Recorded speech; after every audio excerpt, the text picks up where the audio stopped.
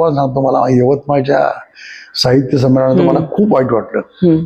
नयनतारा सहगलांसारख्या जागतिक कीर्तीच्या एवढ्या मोठ्या त्यांना तुम्ही उद्घाटक म्हणून ऑफिशियल बोलावलं आणि नंतर त्यांना पत्र पाठवता येऊ नका ही महाराष्ट्राची संस्कृती आहे. शिवसेना प्रमुखांनी जरा थोडासा हे झालं, त्याबद्दल आपली प्रतिक्रिया दिली, पण तितक्याच खुल्या दिल्याने सेना म्हणजे बाळासाहेब ठाकरेंनी स्वीकारली. हे खुले पण होतं, आता खुले पण नाही, आता खुशी पण आली. नमस्कार, मी प्रतिभा चंद्रन आणि नवभारत नवराष्ट्रच्या साहित्य संमेलन विशेष जी मुलाखतींची मालिका आहे त्यामध्ये आज आपण भेटतो आहोत ते राजकीय क्षेत्रात प्रदीर्घ काम केलेले काँग्रेसचे कार्यकर्ते, जुने जाणते नेते आणि त्याहीपेक्षा जास्त साहित्यिक असलेले उल्हासदादा पवार. उल्हासदादांना तुम्ही अर्थातच सगळे ओळखता. दादा नमस्कार. आणि तुमच्याशी बोलताना दादा एक वेगळा आनंद असतो, कारण तुम्ही राजकारणात राहून सुद्धा तुमचं जे सगळं साहित्यावरचं प्रेम आहे, कला संस्कृतीवरचं प्रेम आहे ते जपलेलं आहे. आणि जी एक पुण्याची खास करून राजकीय संस्कृती आहे, जी परस्परांबद्दल सौहार्द वगैरे ती जपलेले आपण नेते आहात. 1954 नंतर दिल्लीमध्ये साहित्य संमेलन होते आणि तेव्हाही गाडगीळ, तर्कतीर्थ लक्ष्मण शास्त्री जोशी अशी परंपरा त्या संमेलनाची आहे.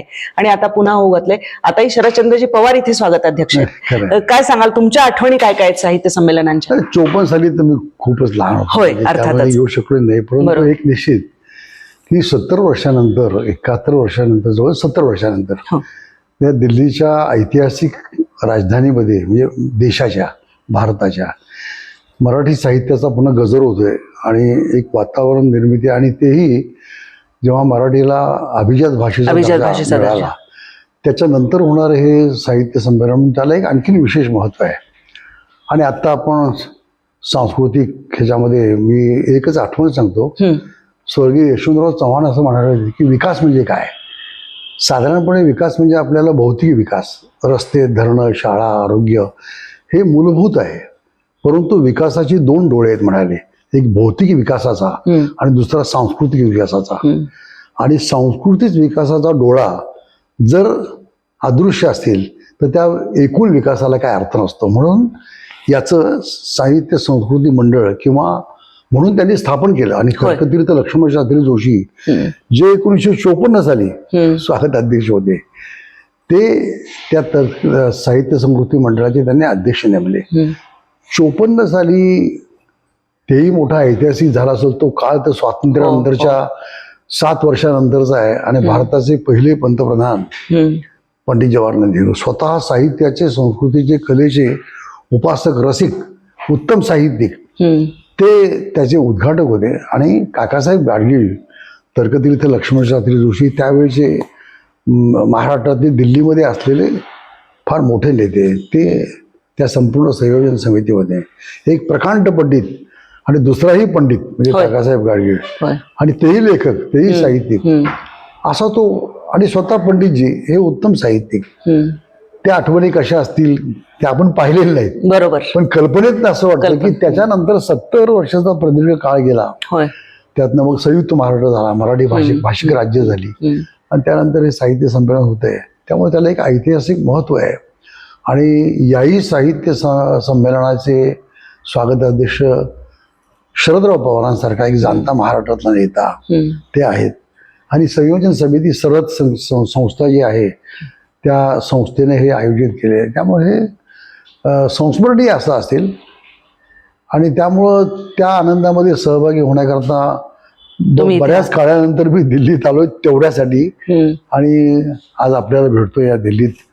पूर्वतयारी सगळी झालेली आहे. उद्या सकाळी दिंडी निघेल आणि मग कार्यक्रम होईल त्या सुरुवातीला. तुमच्या साहित्य संमेलनाच्या काही वेगळ्या आठवणी आहेत का? कारण इतक्या वर्षाची तुम्ही अनेक संमेलन पाहिली असतील, अनुभवली असतील तुम्ही, असाल स्वतः.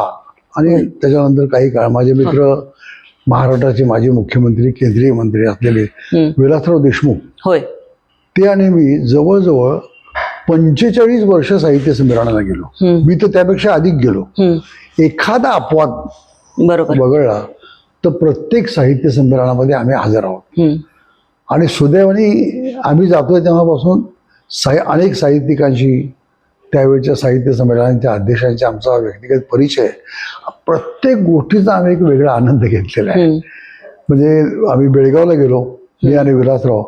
त्या साहित्य संमेलनाचे अध्यक्ष डॉक्टर यदी फडके होते होय. आणि आम्ही प्रेक्षकांच्या मध्ये बसलो होतो. मी आणि विलासराव. पण आश्चर्य वाटलं तुम्हाला, म्हणजे पहा कसं, म्हणजे एवढा मोठा माणूस यदी फडक्यांसारखा, त्यांनी भाषणाला सुरुवात केली, स्टेजवरच्या मान्यवरांची नावं घेतली आणि पुढं एक थोडा वेळ थांबून आणि या संमेलनाला श्रोत्यांच्या मध्ये विलासराव देशमुख आणि उल्हास पवार आलेले आहेत, साहित्यप्रेमी, असा उल्लेख केला. आणि तेही साहित्य म्हणजे इंदिरा संत वगैरे त्यावेळी आणि त्या बेळगावचं म्हणजे मराठीवरचं प्रेम, तिथलं साहित्य, पुलंचा अनेक काळ गेलेला, नाटकं खूप गाजलेली, संगीत क्षेत्रातली अनेक माणसं मूलतः बेळगावात आलेली वगैरे वगैरे, अशी त्याची पार्श्वभूमी होती आणि खूप साहित्य संमेलन चांगलं झालं. दुसरी तुम्हाला एक आठवण सांगतो, तशा आठवणी खूप आहेत. पण इंदोरला साहित्य संमेलन होतं आणि सुमित्राताई महाजन स्वागत अध्यक्ष आणि महामंडळाचे अध्यक्ष वसुंधरा पेंडसे नाईक, म्हणजे आप्पा पेंडसांच्या म्हणजे केवढा परंपरा फार मोठी, त्या स्वागत अध्यक्ष आणि त्या महामंडळाचे अध्यक्ष. आम्ही गेलो, आम्ही इंदोरला देखील जाणं चुकवलं नाही आणि आम्ही तिथे गेलो, पहिल्या ओळीत बसलो. वसुंधरा पेंडसे नाईक खाली आल्या आणि मला आणि विलासरावांना आग्रह करून त्यांनी वर बसवलं, कारण आम्हाला कधी स्टेजवर आता जशी अनेक पुढाऱ्यांची घोसाघोशी होते आणि उंगळ स्वरूप आत्ताच्या या, म्हणजे मी कोणत्याही पक्षाचा अभिनिवेश किंवा उल्लेख करत नाही, पण जी भाऊ गर्दी झालेली आहे त्यातनं ते मांगल्य आणि पावित्र्य त्या याचं घडून गेलं. त्यावेळी तसं नव्हतं. आम्ही खाली बसलो होतो, मुख्यमंत्री विलासराव मुख्यमंत्री होते. मग त्यांनी वसुंधरा पेंडसे नाईकांनी आम्हाला वर नेलं. आम्ही नको म्हणत होतो, आग्रहपूर्वक नेलं. सुमित्राताई महाजनांचं स्वागत अध्यक्ष भाषणाने त्यावेळी ती एक आठवण मला या ठिकाणी आहे. आणि तशा आठवणी खूप आहेत. तुम्हाला गमत सांगतो, सुदैवाने अखिल भारतीय मराठी साहित्य संमेलनाच्या 2 संमेलनाचा मी कार्याध्यक्ष होतो. एक म्हणजे 1996 साली आळंदीला कराड सर स्वागत अध्यक्ष, मी कार्याध्यक्ष. आणि संत शिरोमणी ज्ञानेश्वर महाराजांच्या संजीवन समाधीला 700 वर्ष होती आणि त्यावेळी मी कार्याध्यक्ष होतो. अप्रतिम आठवण आहे तुम्हाला, इतकं म्हणजे मनापासून आम्ही सर्वांनी काम केलं. 50-60 हजारांचा रोज श्रोता उपस्थित, तेवढेच लोक जेवायला आणि त्याच्यापेक्षाही आणि अधिक काळ पंडित भीमसेन जोशींच्या संतवाणीला आणि त्याचं निरूपण करण्याची संधी मला मिळाली. काय झालं, 1.5 वर्षाच्या आजारपणानंतर ते उठले, गातील का नाही असं लोक म्हणाले, पण मी आग्रह केला आणि गायला आले. 1.5 वर्षात ऑपरेशन झाल्यानंतर प्रथमच गात होते. मला म्हणले बसा, ही यादी घ्या. म्हणलं मी अन्न कधी बसलेलं नाही म्हणाले, ही यादी फक्त तुम्ही वाचून दाखवा. आणि तुम्हाला सांगतो, स्थान महात्म्य म्हणजे माऊलींची समाधी, इंद्रायणीचा काठ आणि माझ्या उजव्या बाजूला देशभक्त बाळासाहेब भारदे, साखरे महाराज आणि पद्मश्री शंकर बापू आपेगावकर. मी मध्ये ते सुरू केलं, मग रामकृष्ण हरी आणि वारकरी संप्रदाय. आणि कसे मला एक सुचत गेलं, इतकं अप्रतिम झालं की लोकांनी प्रचंड दाद दिली. ती एक माझी आठवण आहे. आणि शांता शेळके अध्यक्ष, मावळते अध्यक्ष नारायण सुर्वे आणि उद्घाटक लता दिदी. आणि लता दिदींनी छापील भाषण बाजूला काढलं आणि इतकं उत्स्फूर्त अप्रतिम भाषण. आणि त्या संमेलनात खूप आठवणी आहेत. तुम्हाला सांगतो, खूप संमेलनांची आठवणी आहेत, पण त्याला जास्त वेळ लागेल. नाही, पण एक आहे की तुम्ही जे म्हणालात ना दादा, की पूर्वीच्या राजकीय नेत्यांना सुद्धा एक साहित्याबद्दलची अशी आस्था होती की आम्ही हा मंच व्यापणार नाही, हा साहित्यिकांचा मंच आहे. यशवंतराव चव्हाणांचा अपमान झाला स्वागताध्यक्ष असताना कराडच्या साहित्य, अजिबात त्यांनी कुरकुर केली नाही, त्याबद्दल प्रतिक्रिया वाईट दिली नाही, बिलकुल नाही. खाली जाऊन बसले आणि पुन्हा तितक्याच आदराने सर्व साहित्यिकांना चहा पाण्याला वगैरे बोलवलं, जेवायला बोलवलं, आनंदाने सहभागी झाले. लवलेश सुद्धा आपल्या अपमानाचा त्या ठेवला नाही. एवढं मोठेपण आणि साहित्याबद्दल, साहित्यिकांच्या बद्दल असलेला आदर तो आज नाहीये. आता 96 साली मी तुम्हाला सांगितलं, मी कार्याध्यक्ष, स्वागताध्यक्ष आणि फक्त आळंदीचे नगराध्यक्ष, बाकी मावळते अध्यक्ष नारायण सुर्वे आणि आदरणीय शांताताई त्या अध्यक्ष, उद्घाटक लता दिदी, पाठीमागच्या चेअरवर सर्व पूर्वाश्रमांचे अध्यक्ष म्हणजे विद्याधर अण्णा गोखले, राम शेवाळकर, डॉक्टर भेंडे, किती नावं तुम्हाला सांगू, सगळे व्यासपीठावर सर्वांचा आम्ही सन्मान केला. आणि जीवन साधना म्हणून प्रकाशनाचा पुरस्कार बाळासाहेब भारदे आणि विलास वाघ यांनी दिला. सगळी माणसं पहिल्या ओळीत कोण कोण होतं, विलासराव देशमुख, शरदराव पवार, त्यानंतर गोपीनाथराव मुंडे, प्रकाश जावडेकर, अण्णा जोशी, मनोहर जोशी, मुख्यमंत्री, सगळे खाली. सर्वांना खाली जाऊन आम्ही गुच्छ दिला. कुणी एक गर्दी नाही. काय मजा आली त्या. आता तसं म्हणजे लोक ते साहित्यिक राहिले बाजूला, अध्यक्ष कुठं नीट बसतात का नाही, घुसाघुसी अध्यक्ष करतात. भाषणाला पुरेसा वेळ पण मिळत नाही, कारण नाही, काय साहित्यिक नाही. फार ते ते सगळं प्रकारे त्याची नियमावली गेली, सगळं ते सगळ्याची तडजोड करत करत मी असं बोलताना मला वाईट वाटतं, पण हळूहळू साहित्य मूल्य, उत्तम सांस्कृतिक चर्चा, भविष्यामध्ये साहित्याची वाटचाल कशी असावी, सामाजिक स्थिती, राजकीय स्थिती, किंवा अशा साने गुरुजी, विनोबा गांधी आणि खूप लोक म्हणजे खूप मान्यवर, बरोबर. नानासाहेब गोरे, या सर्वांचा विचार साहित्यिक मंडळी होती. ते सर्व गेलं आणि इव्हेंट, एखादा इव्हेंट असावा ना, ऍटम काहीतरी जसे सेलिब्रिटी असतात, तसं आता ते हळूहळू स्वरूप, आणि आता ते फार पराकुटीला गेलेले आहे. मी ही तक्रार नाही माझी, पण याचं सर्वांनी चिंतन करावं, चिंतन करून बदलावं, त्यात बदल केला पाहिजे. आणि त्यातलं साहित्यिक मूल्य आणि ठेवलं पाहिजे ना. आपण कशा करता करतो हे, आपण म्हणजे आपल्या टिपकी वाजवण्याकरता करतो का? आणि त्यातल्या त्यात तुम्हाला सांगतो, मला यवतमाळच्या साहित्य संमेलनात मला खूप वाईट वाटलं. नयनतारा सहगलांसारख्या जागतिक कीर्तीच्या एवढ्या मोठ्या, त्यांना तुम्ही उद्घाटक म्हणून ऑफिशियल बोलावलं आणि नंतर त्यांना पत्र पाठवतो, येऊ नका. ही महाराष्ट्राची संस्कृती आहे. तुम्हाला सांगतो, मी त्यावेळी यवतमाळच्या साहित्य संमेलनात गेलो, पण आतमध्ये गेलो नाही, बाहेर बसलो निषेध म्हणून. असं बरोबर नाही. आणि एक झालं, पण त्यामध्ये सहभागी असलेल्या अर्ध्यापेक्षा अधिक कवींनी, सर्वांनी काळ्या फिती लावून त्यात भाग घेतला. साहित्य संमेलन व्हायला पाहिजे. बरोबर. अरुणाताई ढेरे आमच्या त्यावेळी अध्यक्ष होत्या. त्यांनी एक वाक्य त्याबाबत वापरलं, 1-2 वाक्य, पण मला असं वाटतं की आणखी बोलायला पाहिजे होतं. अरुणाताईंचा एक स्थायी भाव थोडासा वेगळा आहे, सौम्य आहे, सौम्य, अतिशय सौम्य. मला असं वाटतं म्हणजे आमच्यासारख्या एका स्त्रीचा आणि ते 90च्या जवळ गेलेल्या एका विदुषीचा, एका विचारवंत साहित्यिक असलेल्या जागतिक कीर्ती, आपण म्हणजे बरोबर नाही ना. आणीबाणीमध्ये कटू आठवण आहे मला, म्हणजे मला फार, आणि ते राजकीय इंटरव्ह्यूमुळं, म्हणजे असं बरोबर नाहीये. म्हणजे माझं हे बरं वाटत नाही. साहित्य संमेलनाचा अध्यक्ष कोणी व्हावं हे त्यांनी ठरवावं ना, तुम्ही कशाला हे करता असं. दादा, दुर्गाबाईंची पण जी आठवण आहे, म्हणजे दुर्गाबाई भागवत, म्हणजे दुर्गाबाई भागवत, त्यांनी आणीबाणीचा काळ होता, आणि त्यावेळी त्यांनी आणीबाणीच्या विरोधामध्ये सगळंच एक वातावरण जसं होतं, जो राजकीय नेते होते. वसंत बापट बोलले म्हणजे आपल्या त्यांचा, म्हणजे सेनापती, शिवसेना प्रमुखांनी जरा थोडासा हे झालं, त्याबद्दल आपली प्रतिक्रिया दिली, पण तितक्याच खुल्या दिल्याने सेना, म्हणजे बाळासाहेब ठाकरेंनी स्वीकारली. हे खुले पण होतं, आता खुले पण नाही, आता खुशी पण आली.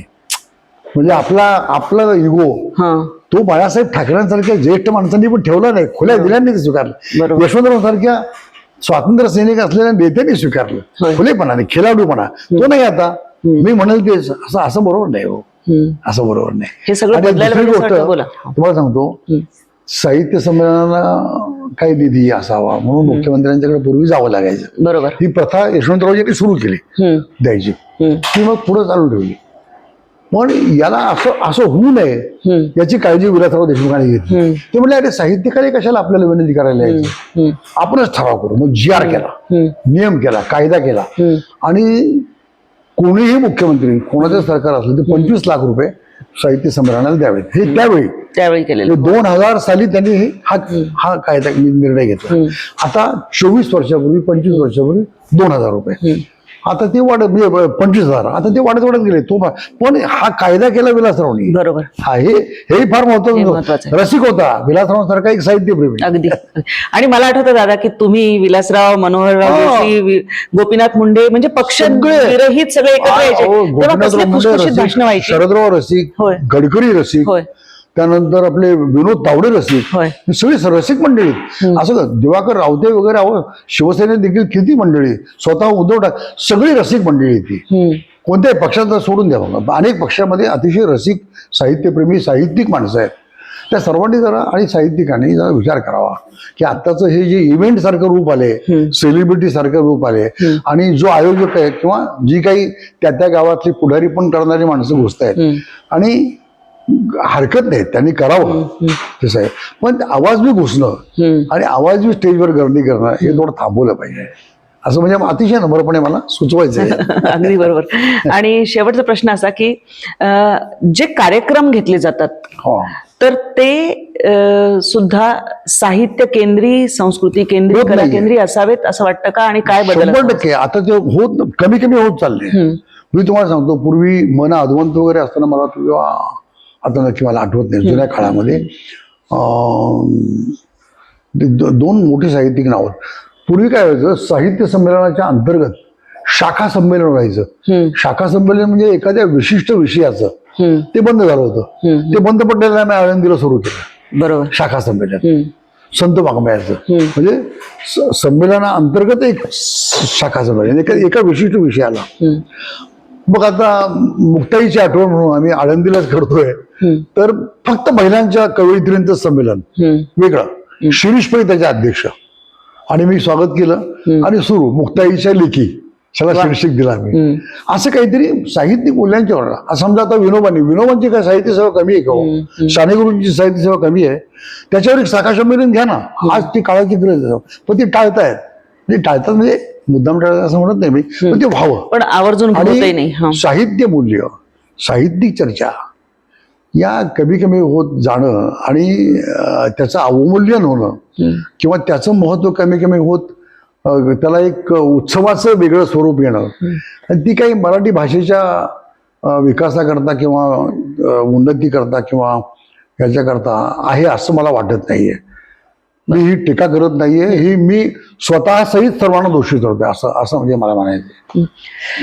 आणि एका वेगळ्या पार्श्वभूमीवर ते अभिजात भाषेचा दर्जा मराठीला मिळालेला आहे. आणि दुसरी आणखी एक महत्वाची गोष्ट म्हणजे बृहन महाराष्ट्रामध्ये संमेलन होणं. कारण त्याला पूर्वी बघा, ग्वाल्हेरला साहित्य संमेलन झालं, रायपूरला झालं छत्तीसगडमध्ये, त्यावेळेच्या मध्य प्रदेशात भोपाळला झालं, त्याच्यानंतर इंदोरला झालं, बेळगावला झालं, पूर्वी आणखी धारवाडला झालं, हुबळीला, घुमानला झालं, 10 वर्षांपूर्वी, नंतर बडोद्याला झालं, आणि पुन्हा दिल्लीत होतं. व्हायला पाहिजे ना. बडोद्यालाही छान झालं. आणि बडोद्याला म्हणजे सयाजीराव महाराजांच्या बाबा भांडांनी संपादित केलेले 24 काहीतरी मला किती खंड ते प्रकाशित झाले. फार महत्वाची गोष्ट आहे, म्हणजे चांगलं आहे. आणि पूर्वी जसं बडोद्याच्या महाराजांचा साहित्य संमेलन आश्रय होता, इंदोरच्या महाराजांचा होता, ग्वाल्हेरच्या महाराजांचा होता, पंतप्रतिनिधींचा होता. ते संस्थानिकही अनेक वेळा सहभागी झालेत, त्यांच्या हातून उद्घाटन झालेले आहे. साहित्य संमेलनाचे अध्यक्ष म्हणून निवडून आलेले आहेत, असं झालेलं आहे. तर तो काळ बदलला तेव्हा राजाश्रय असणं, म्हणून विलासराव म्हणले राजाश्रय असलाच पाहिजे. आपण त्यांना आपल्याकडे बोलवायचं, त्यापेक्षा आपण कायदाच करून टाकू, हे त्यांनी केलं. बृहन महाराष्ट्र करता सुद्धा 1 कोटी रुपये निधी द्यावा, विलासराव निर्णय घेऊन टाकला त्या काळात. हे फार महत्वाचं आहे, असं केलं पाहिजे आणि ते आपलं कर्तव्य म्हणून. आणि आता अभिजात भाषा खरं म्हणजे पूर्वीच मिळायला पाहिजे होता, ठीक आहे, अनेक वर्ष आणि परिपूर्ण सगळ्या ज्या काही नॉर्म्स असतात, त्याच्या ज्या त्रुटी असतात, सगळ्या भरून काढून 7 वर्ष पूर्ण होऊन वाट बघावी लागली. 7 वर्षापूर्वी जे आहे त्याच्यावर आज सही झाली, आनंदाची गोष्ट आहे. त्याबद्दल केंद्र सर्वांनाच आपण धन्यवाद दिले पाहिजे आणि आनंदही मानला पाहिजे. पण जरा अरे ठीक आहे, मराठी असे आमची मायबोली, तरी माधव जुले म्हणाले, हिला बैसू आम्ही वैभवाच्या शिरी, हिचे पुत्र आम्ही हिचे पांग फिडू, हिला बैसू वैभवाच्या शिरी, असं माधव जुले म्हणले त्यावेळी. काय सुंदर आहे, किती सुंदर भाषा. म्हणजे मराठी असे आमची मायबोली, जरी आज ती राजभाषा नसे, हिचे पुत्र आम्ही हिचे पांग फिडू. काय सुंदर शब्द वापरले. आता पांग फेडणं याला फार मोठं, पण ते जे माधव जुले ते आपण सिद्ध तर करू. ये मराठी जे नगरी ब्रह्मविद्येचा सुकाळू, माऊलींनी म्हटले. काय सुंदर सांगितले हो, काय सुंदर आहे. ऐशी अक्षरे रसिके मिळविन, काय सुंदर आहे माऊलींचं. एक एक ओवी काढली आणि त्याच्यावर निरूपण म्हटलं तर काय फार आनंद होतो दादा तुमच्याबरोबर बोलतात, म्हणजे तुमच्याशी बोललं जातं तेव्हा. कारण बाळासाहेब भारदे ज्या पद्धतीने बोलायचे तसं तुम्ही बोलता, आणि ते खरं संपूच नाही असं वाटतं. मराठीची बोल कौतुके परी अमृतातही पैजा जिंके. तर साहित्य संमेलनाचा आनंद आम्ही पण घेणार आहोत, तुम्ही घेऊ, आपण भेटत राहू, आणि पुन्हा पुन्हा तुम्ही आमच्या नवभारत नवराष्ट्रासाठी यावं अशी विनंती करते. दर्शक हो, तुम्हाला मराठी भाषेबद्दल, अभिजात भाषेचा दर्जा मिळालाय त्याबद्दल काय वाटतं? शिवाय एक महत्वाचा मुद्दा, यापूर्वी सुद्धा ज्या माजी संमेलनाध्यक्षांच्या मुलाखती आम्ही आपल्यासाठी प्रसारित केलेल्या आहेत, त्यांनी पण एक महत्वाचा मुद्दा मांडला होता. तो दादांनी फार समर्पक शब्दामध्ये, की नेत्यांनी खुलेपणा दाखवावा, खुजेपणा दाखवू नये. महत्वाचा संदेश आहे. तुमचं काय म्हणणं आहे, तुमच्या काय कमेंट्स आहेत त्या अवश्य कळवा, कारण हा राजकीय वाढता हस्तक्षेप, संमेलनाध्यक्षाला पुरेसा वेळ न मिळणं, या सगळ्या गोष्टी वारंवार होत आहेत. तर तुमच्या आठवणी, तुमची मतं जरूर कळवा आणि चॅनलला सबस्क्राईब करायला विसरू नका. तुर्तास मी दिल्लीतून उल्हासदादांसह आपला निरोप घेते. धन्यवाद.